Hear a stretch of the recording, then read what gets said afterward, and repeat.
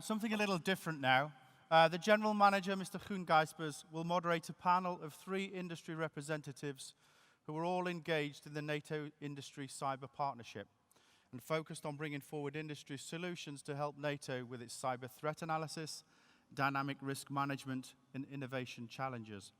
The General Manager needs no introduction, but joining him here today are Mr. Samir Kapuria, Vice President and General Manager of Symantec, Mr. Chris Betz, Senior Director, Microsoft Security Response Center, and Mr. Mark Hughes, CEO, BT Security. General Manager, gentlemen, you have the stage. Yeah, thank you, Paul. And you know, it's great to be here with this world-class cyber team from industry. And this is supposed to be, you know, a discussion about the NATO Industry Cyber Partnership and actually how we can better and smarter collaborate between industry and NATO. A high-level panel discussion, and that's actually what we have in common. But because all 4 of us share most of our time at 38,000 feet, you know, traveling all over the world. So it's pretty high level.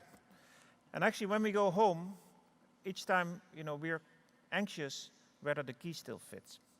It's because that's what we have in common. You know, we work all over the world. They work actually in a larger area than NATO does.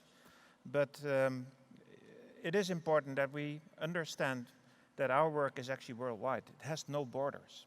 And that is why it's so important that we, you know, understand that environment and that we see where we need to go and want to be. So let me set a little bit the stage and follow up on what just Soren just said. It's clear that cyber will remain on the agenda, very high on the agenda of NATO. It's no discussion about it. Actually, you know, some events in the geopolitical environment, clearly, like Ukraine, you know, all other events, clearly make it clear that this will stay.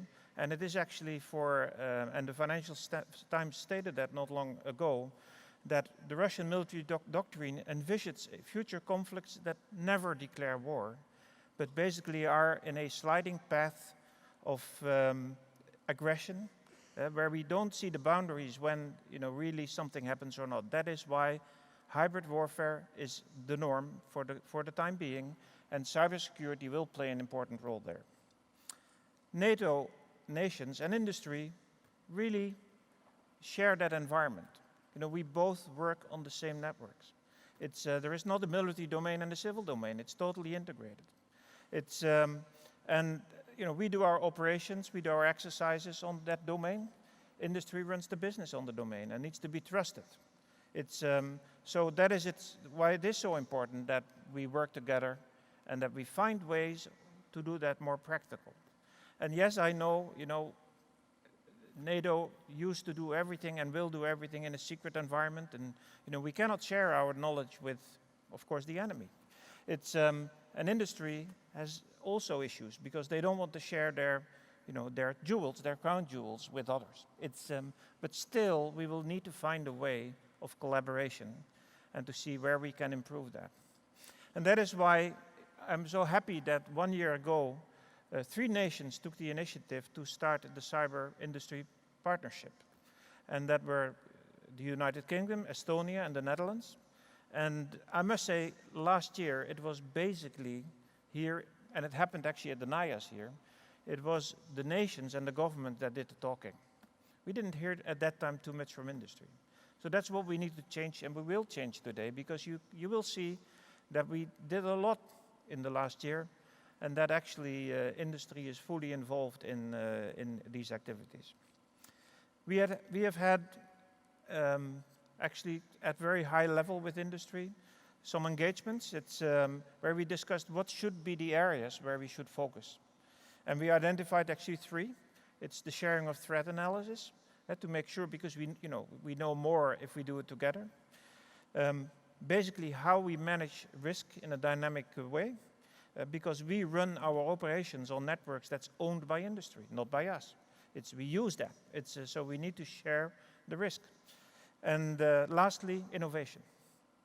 And it is important, and why we identified those priorities is really because we need to become more predictive and less reactive in what we implement, and actually the agility of implementation of solutions need to go with the speed of light. And that is not where governments are good at. Actually, governments are poor at that, and we need to learn from each other how to do that better. So that is actually why, as an agency, we started a year ago this Cyber Incubator project on the innovation side of the house. And we have worked side by side with industry to find solutions for problems. So not the traditional way, first an approved requirement, then approved funding, then big competitions, and 2 years later we start working, and 5 years later we get a solution. That's not the way we can work in the future. It's, we need to find ways to get the good ideas out of industry, but not global ideas, ideas that help our specific problems. It's, and the problems of nations, where we need to work together in operations wherever that is. Later today we will have a discussion, and I think it's the last panel at the end of the day. We will gather feedback from industry about the malware information sharing platform, because we believe that tool that we use between NATO and nations could also be used between government and industry. And actually yesterday you've seen a presentation of Deloitte that actually did that already with non-military related industry, and that was actually a quite successful activity. Clearly, industry and government, industry and NATO needs to work together.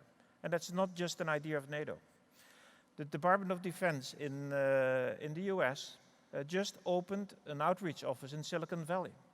Not for nothing, because that relationship needs to grow and needs to be established. So that is why I'm so keen and glad that we have 3 industry leaders in the cyber piece, really, and they all have relationships with NATO, of course, but people that know what they do and know how we can work together. And we're going to discuss, I'm going to give them each a time for introduction on one of those 3 topics, and then I will open the floor for discussion. And I'm really excited to get your views and your ideas on how to improve that relationship between government and industry. It's, and where last year it was basically us that did the talking, this year it needs to be you that do the talking. Because only then we can move this further. So I will start with Chris Betz. He will discuss the sharing of threat analysis, of how we can do that better, and what the added value is of working for an industry with NATO or with governments, but also the other way around. Chris has a distinguished career as the Senior Director of the Microsoft Security Response Center in the Trustworthy Computer Group at Microsoft Corporation. And he is actually responsible for detecting and addressing all software vulnerabilities in Microsoft products, also the one you have at home. So you can ask him questions about that if you want. Thanks. It's no, but let's stick to the subject. It's it's good to know that he also has a military background. You started in the Air Force, I think, and that's actually something I see a lot of cyber people have in common. When I read those bios, I see a lot of them have a background in the U.S. Air Force. So it's Chris, it's great to have you here, and please, the floor is yours. Thanks. As a former Air Force officer, I certainly appreciate being here amongst NATO's partners again. As we were talking about just before this panel, the timing's especially good, having just completed a additional agreement for more information sharing between Microsoft and NATO on additional threats. And so we're looking forward to being able to exercise that and increase the amount of sharing that we do. Threat sharing is so important to us and is so important to the cyber domain. And we've made vast strides, I think, as an industry and as governments over the past several years. I was in a conversation recently with a number of different people who asked me, well, why is cyber unique as a domain? Why is information sharing important? We don't do this in other domains of warfare. And there's a number of things that are unique about cyber as a domain, but there are 3 characteristics that particularly strike me. One is change. The space of cyberspace is changing so pervasively and so quickly that without close partnerships, without close transparency, there is no way that we can adapt quickly enough. Second is secrecy. Cyberspace, like all operations, but especially in cyber, secrecy is so important. The offense uses it to protect themselves, and the defense has to use it to a degree as well. But I think that secrecy is a greater advantage to the offense, significantly greater advantage to the offense than it is to the defense. And so through things like threat information sharing, we're able to defeat some of that secrecy. And the last is that cyberspace is a domain, the physics of that domain, the terrain of that domain is constantly changing. And because it is a man-inspired or man-made domain, we, between governments and industry, have an ability to change that domain, to change that physics. And so again, without that degree of transparency, without that degree of sharing, we end up missing out in a large degree. And so we must do more. Sharing must be bidirectional and multilateral. Sharing must use platforms, and the innovation that NATO has shown in terms of developing new platforms is huge, because that helps us move at speed. But it also requires partnership, and it also requires innovation. I was struck by the topics earlier today of the workshops: big data, analytics, threat sharing. Every single one of these elements has to do with collaboration in order to bring mutual defense and to counter various kinds of attacks. And so while we continue to work on threat sharing, I think we need to be biased towards transparency instead of secrecy. I think we need to drive hard to do a better job of sharing information on things that we normally wouldn't, vulnerabilities. Because without eliminating those, everybody's at risk. I think that NATO brings a unique set of insights and a unique set of capabilities, because even while in industry we see some of the attacks, you see unique attackers that only go after you. And without that degree of transparency, we can't make that change. We can't change those physics. And so we need to have that kind of collaboration. And so I think that cyber sharing and threat sharing is critically important. I think it's part of what needs to be a step towards greater transparency in the future, and a set of greater collaboration where industry and governments are able to partner for defense and to improve the security overall. Okay, Christopher. Yeah, working. Okay, Christopher, thank you very much. It's and clearly, we understand, and it's great to understand that also industry, has a value in sharing with NATO, because we basically see other things, and because we are attacked in a different way than some of the other areas, and that is actually, it should be a two-way street, and we need to find a way to basically leverage that better. So when you have shared that threat, it's really managing the risk. How you do that, and Mark Hughes will discuss, how the collaboration in dynamic risk management can work between an organization like NATO and industry. And Mark is actually the CEO of British Telecom Security Enterprise, BT Global Services. And he is actually responsible for all security elements, cyber but also physical, in BT globally. And I'm looking forward to your thoughts on the subject, Mark.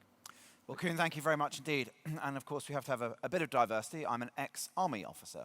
So there we are. We'll have the Army-Air Force debate at the end of this session. Well, look, Chris, you framed extremely well the changing nature and the characteristics of the threat that we see.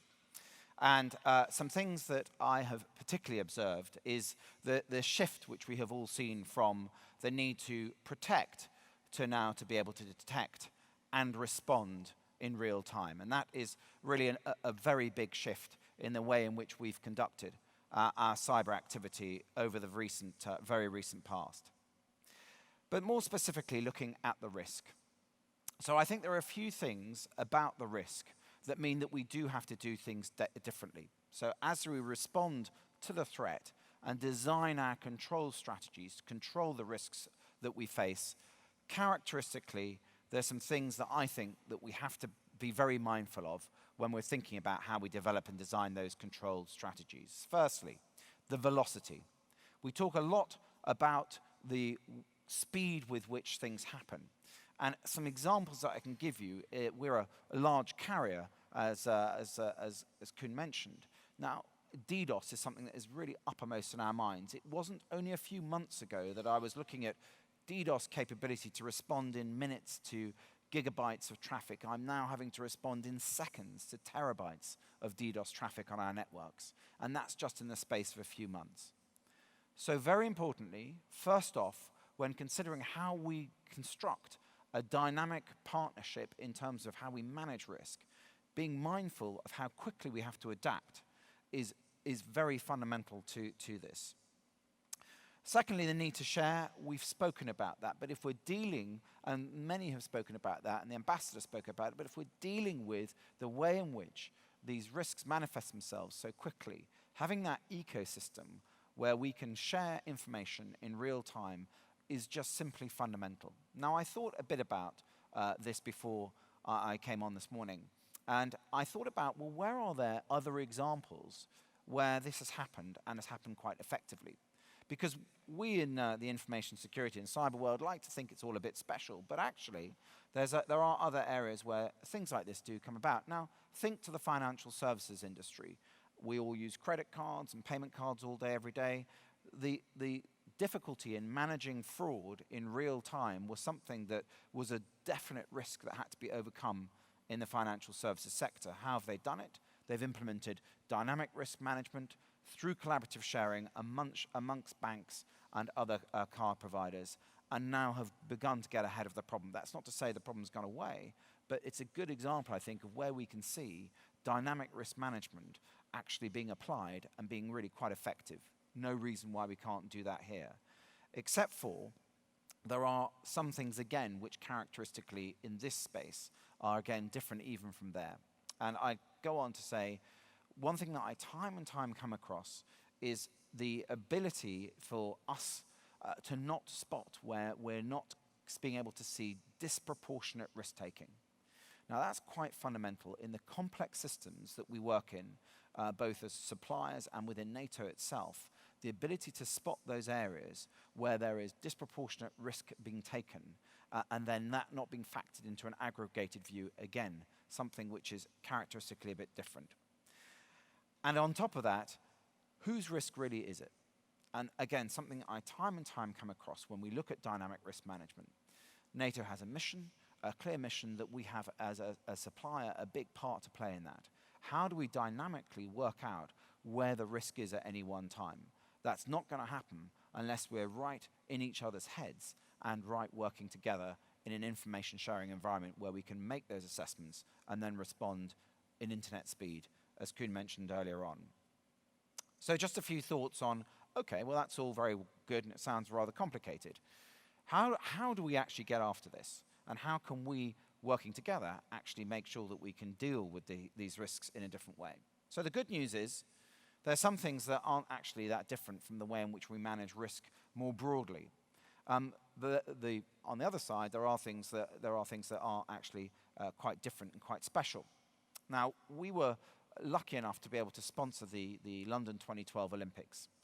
And at that time, what I worked out was that actually our ability to move from protection to detect and respond, and it seems like a lifetime ago now with Rio looming, but that ability to create the capability that meant that we could get ahead and actually almost in some respects rip up the rule book and rip up the rule book of how we dynamically manage the risk with all the information that we had and the information that we collated together, how we crunched that in real time, and then how we actually got ahead of the adversaries that we were trying to protect against, was really a fundamental mind shift. And we've been building on that over the last few years, and we need to get ever better at it. And again, Chris mentioned that there's one of the workshops today on big data and big data analytics and security.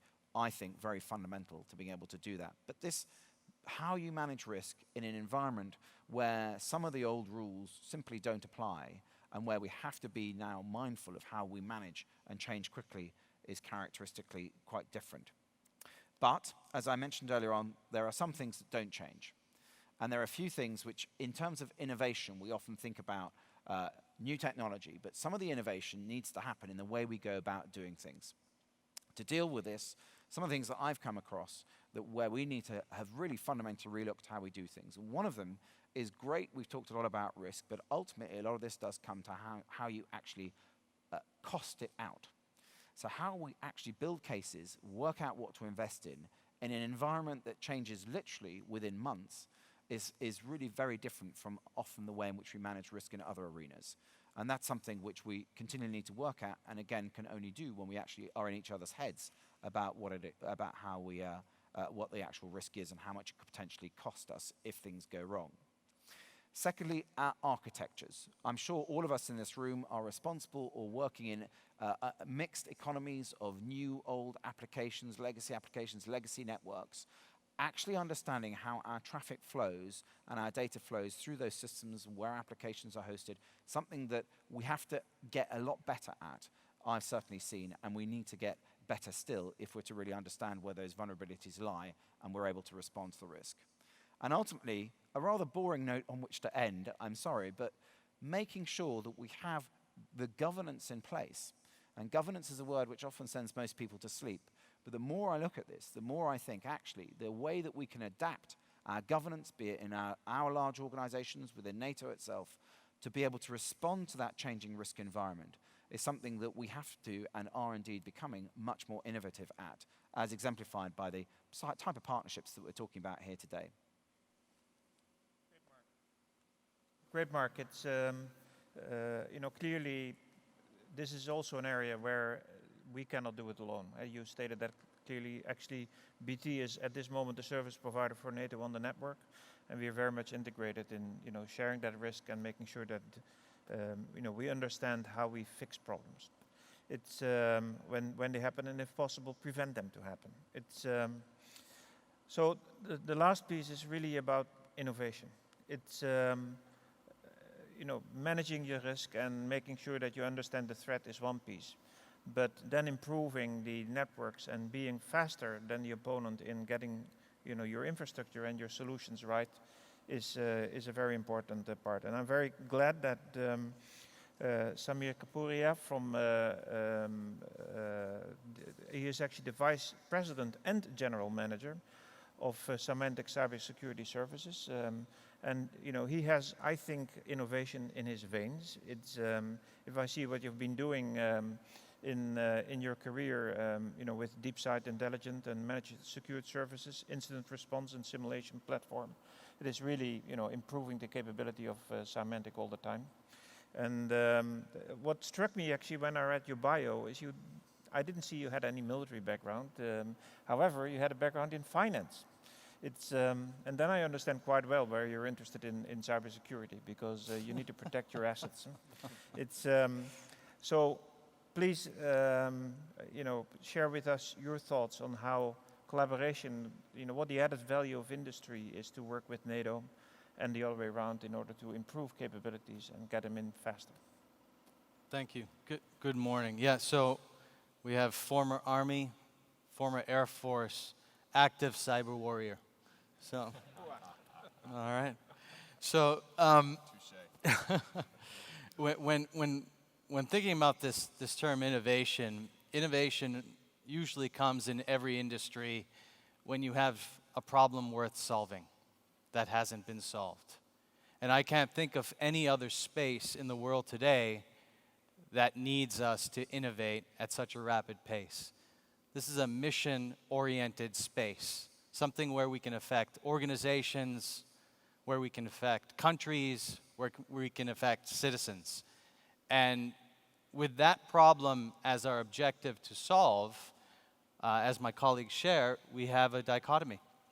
We have attackers that are bolder in terms of not hiding in the shadows, outwardly attacking countries and people. We have attackers that are bigger, 5 out of 6 major organizations have been victim of attack over the last year.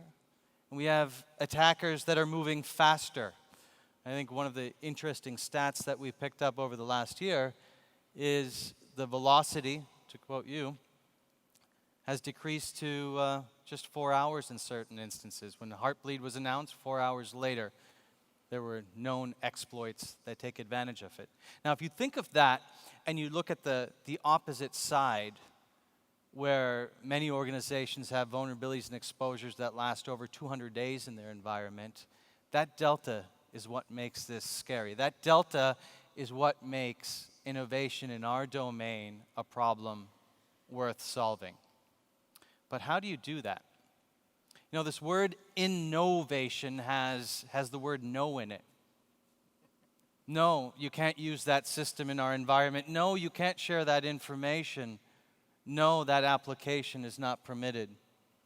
And I think that word no has been amplified in the industry for too long. And so, as you mentioned the term innovation, I was just jotting a few notes. In fact, I'll innovate right now and I'll put them away. You know, I think what struck me was, you know, what was shared earlier, is the focus on in innovation. So how do we integrate a lot of our capabilities? How do we look at invention in this domain? And so when I think of the word cyber, I immediately gravitate towards the attacker, the adversary. And I think innovation really comes from that viewpoint. If we walk in the adversary's footsteps, what do? They start with reconnaissance, profiling. They move to incursion, where they infiltrate an environment. They then look for the asset of choice or the control point. They discover. And then eventually they either exfiltrate or destroy, no matter who the adversary is, be it nation state, hacktivists, organized crime. So if we look at the petri dish from which our innovation should come, it should be the counter to each of those points. And so I think as industry looks at this, we say, all right, the attacker is going for reconnaissance. That's where information sharing intelligence comes into play. The attacker is going into incursion and discovery, where they're breaking in through malware or what have you. Well, there's an opportunity for us to integrate our solutions across networks, applications, operating systems, and applications across the board. And then the attacker is moving into actually getting that information or that access and exfiltrating or destroy it. Well, this is where I think there's a lot of opportunity for invention. Right now, incident response is purely, in my view, a people-oriented discipline. How do we use more of the combination of technology with the people to do that? So as we're here today, and as I think about this word innovation, attackers don't wear flags on their shirts. And neither should we, as industry and NATO together, bringing both our IQ and our people, as well as our assets to bear, to solve a problem that's worth solving for. Thank you. Yeah, Samir, thank you very much. What I would like to do is actually open the discussion with a few questions, and then I will move to the audience. And the first actually goes to you. You know, it's clear that at least it's being said a lot, that big industries have actually more or less the same problem as governments.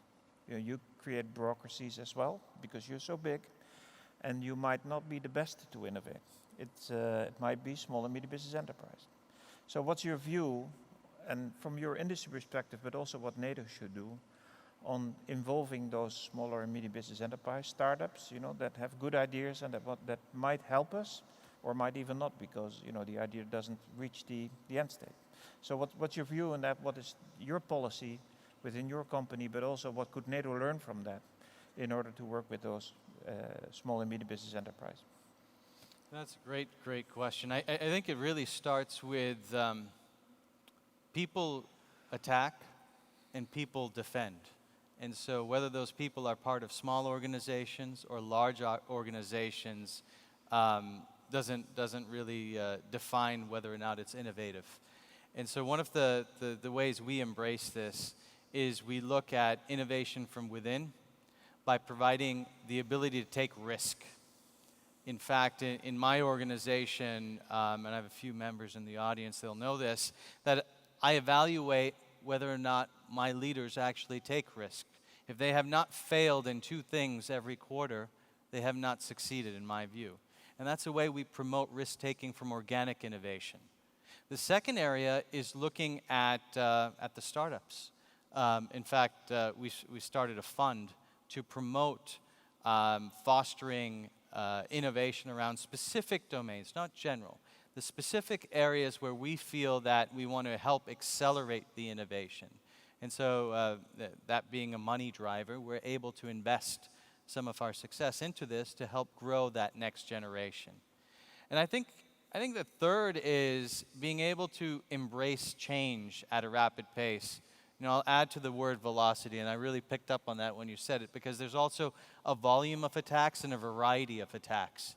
And so a lot of what we do within the organization is recognize that sometimes you have to burn the boats, and you have to start afresh, and you cannot have religion about iterative sort of innovation.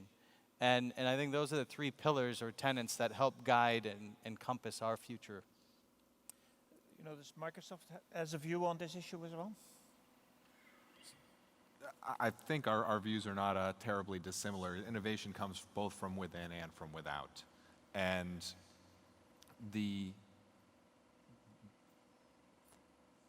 need an ability to innovate within an organization, and that means throwing away existing models. That means throwing away existing mindset. And that also means that, you know, one of the things that my father taught me when I was young, he said there's only 2 constants in the world. And I expected him to say death and taxes. But instead, he said change and taxes. All right. For him, he saw change as a constant. I think that's even more true in security, and that's even more true in cyberspace. And so if we're not driving change internally, if we're not embracing change, if we set up processes that are resistant to change, those are the first things that we find we need to attack. We need to rethink. We need to look at carefully. And that helps drive change within the company. And it certainly doesn't hurt to have the fresh blood from outside as we look at working with small industry and either helping them grow, or when the time's right, bring them in and make them part of the family, and have that environment, that ecosystem that allows them to continue to innovate with the additional resources. And so I think you see big companies doing both of those things, both driving change and embracing change from within. I like the 2 failures a quarter, but also looking at where you can bring in fresh ideas and fresh concepts from outside, because if you don't, you end up stagnating. And so I think that's going to be a challenge for structures such as NATO in terms of both driving change from within with such a large coalition and such a large set of partnerships, as well as looking to how you bring in fresh ideas from the outside while still maintaining the high level of rigor that people have come to look to from NATO, and the high level of confidence that they have in that NATO brand. Yeah, I must say that I'm making 2 mistakes every day. It's, but you know, besides that,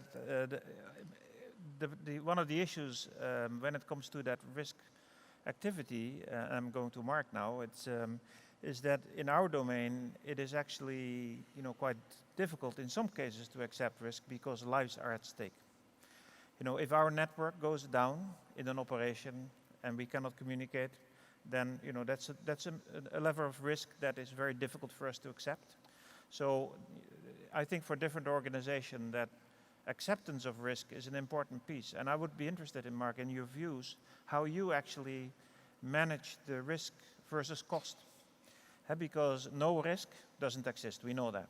It's, but little risk, or, you know, in certain areas, comes with high cost. So how, and what advice could you give to an organization like NATO on, you know, the lessons you learned within your organization? Yeah, well, that's a great question, Koen. And of course, there's no actual great silver bullet in this area. Actually, it's about doing lots of things that we know that we do, but doing them in a quite forensic and perhaps slightly different way, considering the nature of the risk. So a few things that sound rather obvious, but nonetheless, perhaps just ask yourself this about your own organizations. What really are we here to do? Well, we know what we're here to do, obviously, for NCIA and for NATO. So we're here to provide network service with uptime and guarantees. But really, when you then go and beneath that, what actually is the pieces of the components that we put together to deliver those services that really are genuinely the things that are absolutely critical to delivering that service? And clearly, there's other things that we get involved in our business that aren't so critical. So actually starting with a view of really what is the thing that you need to focus on the most, where, as you rightly say, Koen, there's really no tolerance for loss of service, and therefore how does one go about managing that risk to deliver that in that way in a world where there are lots of things that mean that service could be impacted, to those things that are indeed less important. Because without that starting point, then actually then being able to cost in where you focus your effort in terms of the risk controls, I've certainly found is quite hard. So understanding what's important and the most important and the least important when delivering services. And again, it might sound obvious, but actually I find both in my own organization and working with many other organizations, that's often something that is semi-glossed over because it's quite hard to do. It's quite a disparate thing that is often not clearly understood across large, complex organizations. So that would be one thing that I would say. And then thereafter, of course, comes the thing of, well, how do you work out how much, certainly in our case, financially, or in other cases, in terms of what would really the impact be of loss of service or a disruption of some nature. And understanding that there are always going to be instances where disruption occurs, but being able to respond in that real-time environment that I spoke about earlier on is something which, again, is not impossible to do, but does take a degree of understanding and depth of understanding to work out how things are strung together, to then be able to then build an appropriate and proportionate control mechanism to be able to deal with that. And I would add, and I've mentioned the word response a few times, we are in a world now where the rule book in many respects, as I said earlier on, has really changed quite dramatically, and the ability to fail fast and to then respond from that is often as much of a mitigation strategy as is about putting in protection type controls as well. So those are the sort of tips that I would say. The final one, which always is something which I think we hanker after a finite answer. The reality is when you break risk down, what you're really dealing with, and to use a bit of risk jargon, are frontier curves, where there are many different points of many different elements of risk, both very low impact but high likelihood, and indeed the other end of this spectrum where we're often drawn towards, which is the very high impact and very low likelihood. The reality is it's a continuum of all those things. Working out how one approaches the different levels of risk, and you can cost that to be able to meet those different types of scenarios, I think again is something that is we all need to get better at. Yeah, very good. You know, I liked your fail fast. It's and especially then the built-in resilience and the way we should be able to react quickly to fix those issues, because no risk clearly doesn't exist. So I'd like to move to the audience. It's I think it's a very stimulating discussion, and please, raise your hand if you want to ask a question. I have already like 3. We start with Ambassador De Carlo. Thank you very much, and this has been a fascinating panel, learned a lot. I have 2 down-to-earth questions that interest me a lot. Seen from your perspective, from industry perspective, look at NATO. What do you think are NATO's strongest points in terms of cyber defense approach? And what would, from your opinion, would be the weakest points? And let me associate it with another pair. What would you appreciate most, or what would interest you most in relationship with NATO in cyber? And what is frustrating you most? So I think that would be very important for us to adapt to a better management of this relationship. So who wants to go first? Okay, it's a great question. I'm not sure many of you heard it. Well, of course, there's lots of good things I can say. So it's characteristically a few things which I think are quite impressive. And we work with many large organizations across the globe and over 120 countries. And one of the things that I found truly, really inspiring about what we have done, we've moved the bar, if you want, or the dial in terms of the information sharing partnerships that we've created relatively very rapidly. And I know you might say, well, it's months and it's not days, and it could have been days. But no, the reality is, I look at many other organizations, many other large governments, if you want, obviously NATO not being that, but governments especially, where it's tortuous that we know that the need to understand, have a common threat landscape and a common threat picture is obvious, but actually getting to a point where that actually is happening in many areas and many instances and sectors is hard. Actually, this is, I think, we're onto a really good footing here, so that works, and I hope is going to work even better moving forward. So that's one thing I'd say has gone really well. On the other side, things where we could be even better. So I think there's certainly something about responding to procurement cycles in a way in which matches the need to move in a very agile way. And it's easy for me as a supplier to sit here and say that, isn't it? Which I'm sure many will you be smiling about. But the reality is, if I characterize it in my own need to harness new ideas from my supply base in BT, I need to be able to move very quickly, and it perhaps picks up on some of the stuff we spoke about earlier on, where a lot of those rules about how we go do procurement and stuff, my procurement officer's on to me all the time saying, Mark, you're nuts. You're fiddling around with all these organizations. I want 2 years of accounts. I'm not going to work with, another 20 little companies. And the reality is, I say to him, look, I can't get what I need to be able to respond to these threats unless I can actually delve in and use those types of organizations. So shortening procurement and becoming more agile about how we can bring in that capability and work together, I think is something that we could certainly do better at. From my perspective, one of the things that I've always enjoyed about NATO is the culture of collaboration that exists here. So much of what we've talked about in terms of threat sharing is something that happens institutionally within the organization, between the coalition members, but between all the different NATO members. The other thing that I've always enjoyed about NATO is the sense of introspection. With 28 different member nations, the need for dialogue on what we are as an organization and where we're going is so critically important, and so especially as you're looking at an environment like cyber where there is change. And so even conversations like this, where we have a chance for introspection and where we have a dialogue that is collaborative, and continuing these dialogues is critically important. The areas that I think are challenges for NATO are one, I think for me at least at Microsoft, and I know having talked to colleagues, the single greatest asset that we have in cyber is our people. And the ability to continue to build a pipeline of smart people and give them room for innovation and give them room to be able to handle the velocity and the changes is so critical. And that competes with some of the culture that we've developed here in NATO as we've worked against our historical adversaries. I think the other one, and we touched on it lightly earlier, is secrecy. And that the bias of secrecy helps the adversary more than it helps the defender, and yet within each one of our member nations, we've got a resistance to sharing information.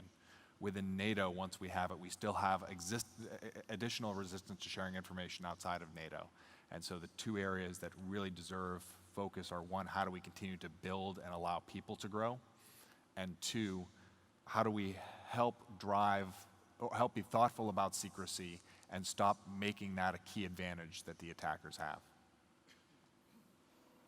So they took all the good answers, but I'll try and add. I think a couple things come to mind. One is NATO has a very unique opportunity to affect change. And that's a pretty powerful thing, especially if you look at it from industry, from people, the element that Chris described, and the fact that a lot of people in this space are motivated by the mission. So with that as a guiding principle, I think there's a bigger benefit that NATO has, a gravitas that sometimes might not be recognized. So I want to just put a flashlight on it. which is a lot of people in our space want to be part of something bigger than themselves, bigger than a company, bigger than a business, and NATO has a front row seat in that mission. So I think that's benefit one, more on the behavioral science, the motivation side of things. The other part of this is looking at it from a technical nuance. Often enough, you get to see patient zero before others do.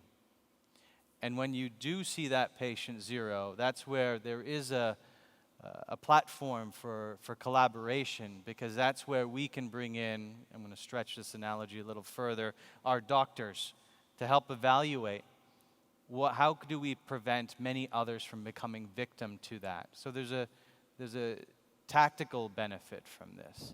And then I think the last element is more where we have an opportunity to bolster industry and NATO's collaboration, and in general in most other areas, which is around the nuances of the guardrails by which we operate. You've got things like data privacy regulations in the EU. You've got things like a mission focus on attribution, where we're focused on prevention. You've got things like, what's that called, economics involved in this.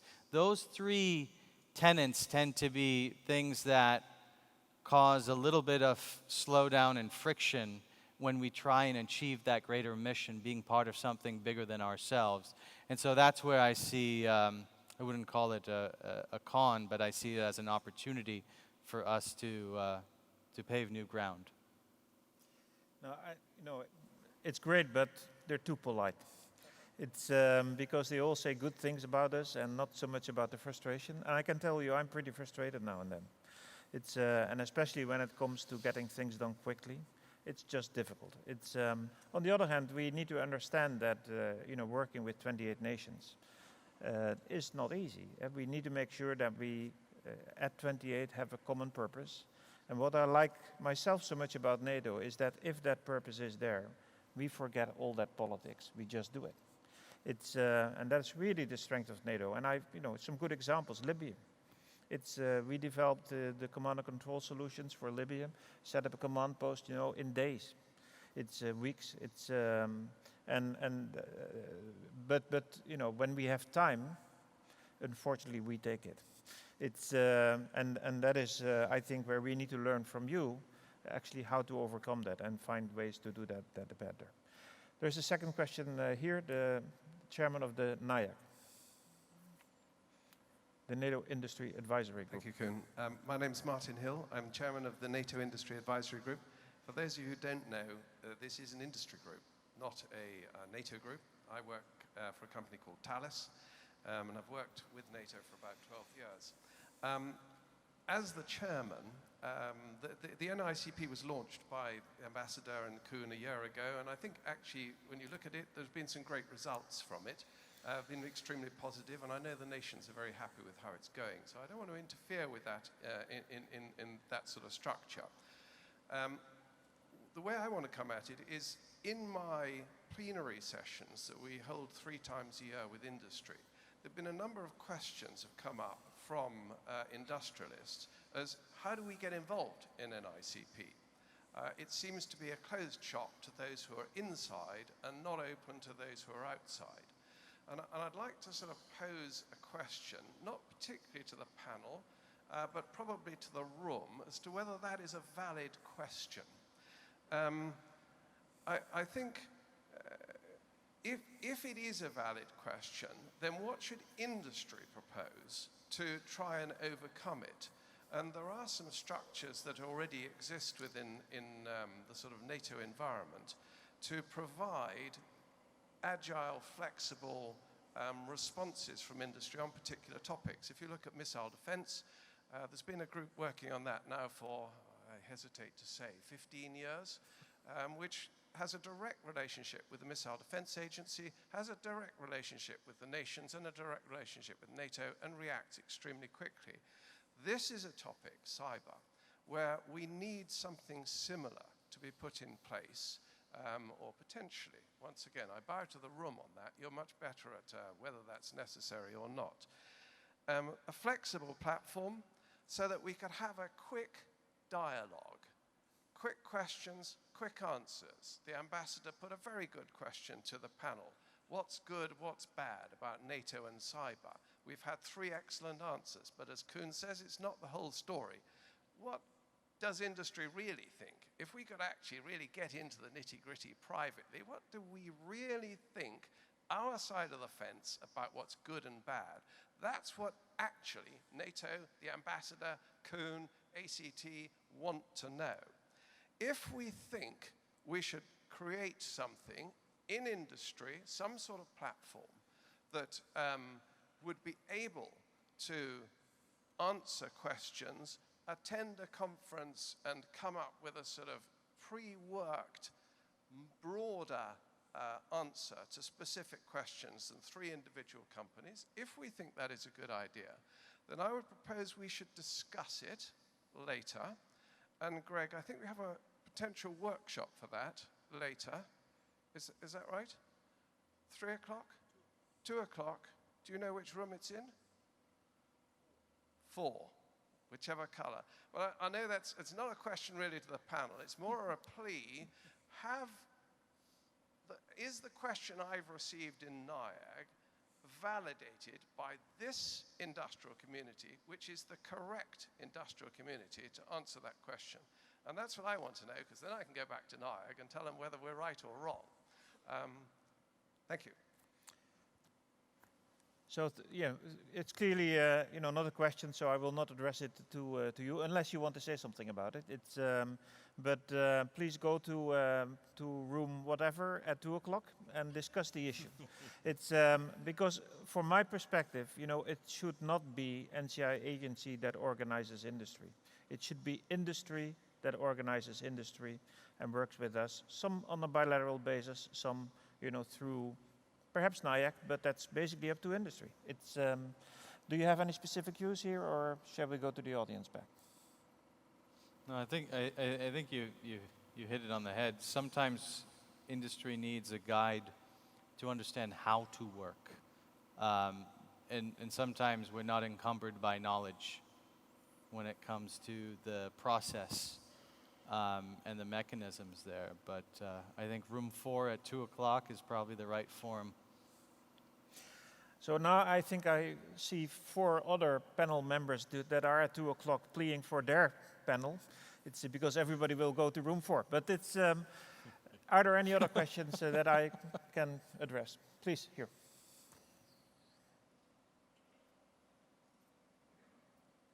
Yes, Brooks Singer, Jane's Defense. I'm curious to know, it's fine for NATO to set up this fast-track experimental thing you've done with some companies. It's fine for the big companies to set up internal funds to promote innovation. Let's say you develop the innovation. But have you aligned all your departments to move as quickly as your innovation units? You touched on this before. Due diligence, regulatory vetting, security clearance, and above all, your heavy, heavy procurement departments. Convince me that they're ready to go and can deliver in 2 years like NATO wants. Thanks. Microsoft. Chris. So in terms of, I'm going to repeat what my interpretation of the question is. Convince you that we're ready to go in terms of the kinds of innovation and the kinds of speed and agility that NATO needs in order to move forward.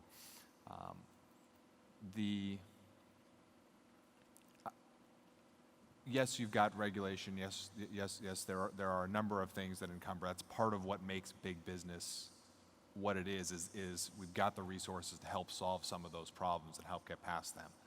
But internally to Microsoft, there's been a cultural shift, and so I'm going to speak specifically to us over the past year, 18 months, as Satya has led the company in new directions. And even prior to that, there's been a shift both at Microsoft and across industry in terms of technology and the mindset we call DevOps, changing how we operate, how the waterfall, moving away from waterfall development models, moving more towards rapid, small team development models. There's one of my sister companies refers to all features as 2 pizza features. If they can't with 2 pizzas and the number of people they can feed with 2 pizzas in one night deliver a new feature, they consider it to be too big and they haven't thought through the problem well enough. As an industry, we're driven to operate at that pace of change. And so I think that's part of what we try to bring to NATO, and it's one of those things that we need to continue to partner to help make sure that we're able to drive that forward with those partners. And that's part of why we have the ongoing conversations about how you certify and how you understand that security, because that certification remains important, that trust remains important. But it's about putting the trust in the process rather than trust in a review of the results afterwards that helps us move at that speed of innovation. Well, pace, back to Mark's earlier point, the velocity is what's guiding us.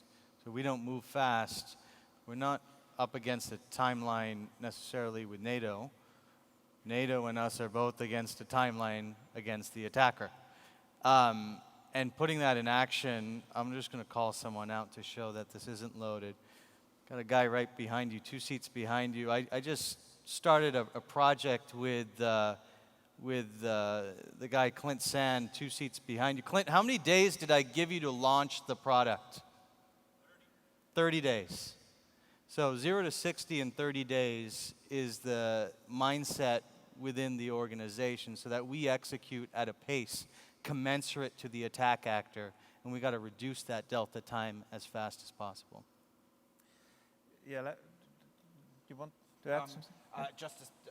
Just to say, it's a combination of using what's there, and there is this dichotomy between an environment that is by its very nature having to almost do things in a totally different way, but then butting up against parts of organizations that don't want to do things in a different way because they don't want stuff to go wrong. And of course, there's a trade-off in there to be had. What I found is latching onto the existing ways of doing things and then, for want of a better word, manipulating them to ensure that they now begin to work at a speed that is commensurate with the risk that we face is the way to get lasting change and lasting pace and pace of execution in place.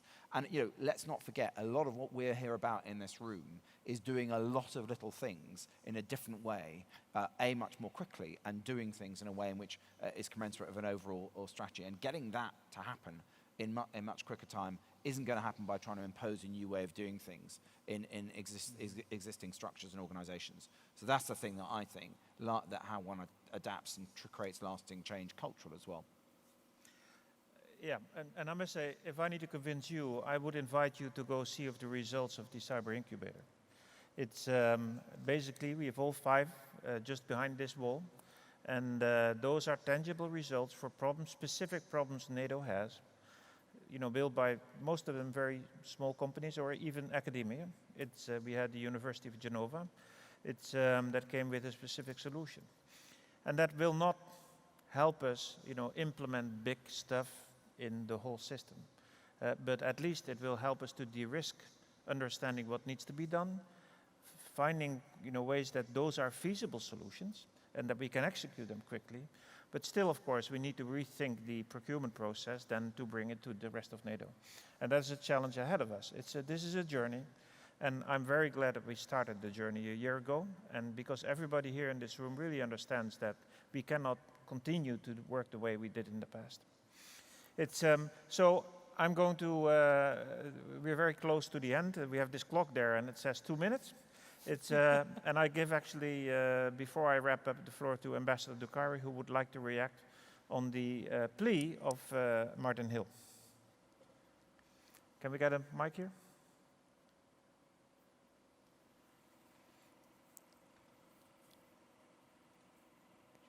Actually, I wanted to thank Martin Hill for bringing this forward, especially since there were these questions in the NIAG of how to reach out. My point is to stress the fact that this launching and this outreach to industry, the way it was performed after we got the political mandate, was completely transparent and inclusive. And first, we do have a virtual platform that we created, the Gateway, where every industry could enter. I would say that each and every industry representative that wanted to reach out to me, and actually also to Koen, because we did this in partnership, was always welcome. It was cases that I encouraged also to go even further, reach out to members of the Cyber Defense Committee and so on and so forth. I was actually asked by some colleagues once this was launched, are you going to create now a new structure, a steering committee and so on? My point that was let's just do it and actually let then the industry organize itself like Koen mentioned. I think it's a great idea to meet later in the afternoon and see how to get this organizational effort. But one thing I think was in the background when this was launched, let's not transform it in another bureaucratic exercise. I think in this one-year experience, through direct interaction in so many ways, events like this, meetings in offices, travel, visits of the Cyber Defense Committee in 4 countries, in each country the meeting with industry was a component. Big industry and small company achieved a lot more direct. I learned much more than in previous studies that we got, including from the NIAG, of how that how this should work. And by the way, this was definitely before Martin took the helm, and I had the chance to get in interaction. So I think this should be let me stress, NIAG is a good framework. It has a great experience in organizing interaction with industry. I actually encourage, is that a framework? Just let's be aware that cyber is a bit different, and it was mentioned here, because of speed, because of complexity, because of all the many other things, physical, the change of the physical environment, and so on. So let's act according to the characteristics of the domain. Okay, sorry, thank you very much. And you know, we're not going to have this discussion here further. We have a coffee time, so we can use that, and actually the panel this afternoon to discuss this further in depth. It's let me wrap up. It's 1 year ago. You know, we launched the NICP, and it was a paper thing. It was a good idea, and nobody knew what we should do. It's practically. I think I can conclude, and I think you are the evidence of that, that you know, it's not a paper thing. It is a must, and we have done quite a lot of things already to really understand how that collaboration can be improved. But it's also a journey. It's not something that's done. It is, I think we are, and we understand very well that we are at a point of no return. We cannot go back to the old ways, but we need to exploit those new ways further. And yes, the big companies have a role, and yes, the small and medium business enterprise have a role, and not only NATO, but also nations. It's, and you know, that network will be strengthened because we have one purpose. And the one purpose is, and actually I told you in the beginning, you know, when NATO has one purpose, we're good. It's, and the purpose is very clear. You know, the attack vector is so strong that we will need to do this in order to survive, in order to be able to execute our operations and to run our industries well. So I really would like to thank Mark, Samir, and Chris. It's for your excellent collaboration and participation in this panel. And thank the audience for the participation. You know, it was a bit on the front row, so we'll get you in the back, you know, working with us as well. It's, but that's why we have those panels this afternoon. Don't be shy, you know, participate. Thanks very much.